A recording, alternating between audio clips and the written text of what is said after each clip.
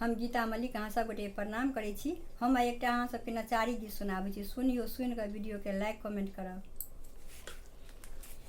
बेलक पतिया में कौन गुण हो, जरा बोल हो भोला। बेलक पतिया में कौन गुण हो, जरा बोल हो भोला। सबके जे देलौं भोला कोठा अटारी, सबके जे देलौं भोला कोठा अटारी। टूटली मरैया में कौन गुण हो, जरा बोल हो भोला।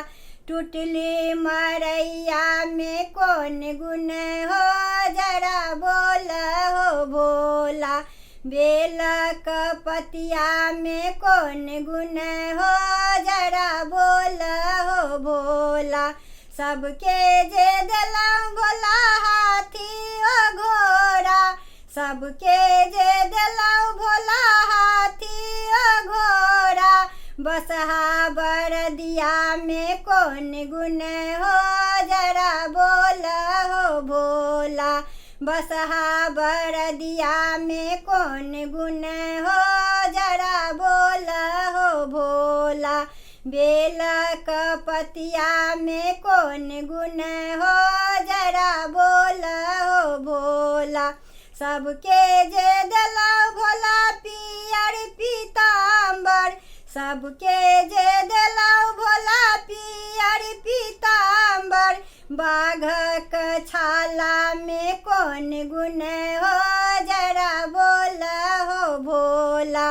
बाघक छाला में कौन गुण हो, जरा बोल हो भोला। बेलक पतिया में कौन गुण हो, जरा बोल हो भोला। सबके जे देलौं भोला माखन मिश्री, सबके जे देलौं भोला माखन मिश्री। भांग धतूरा में कौन गुण हो, जरा बोल हो भोला।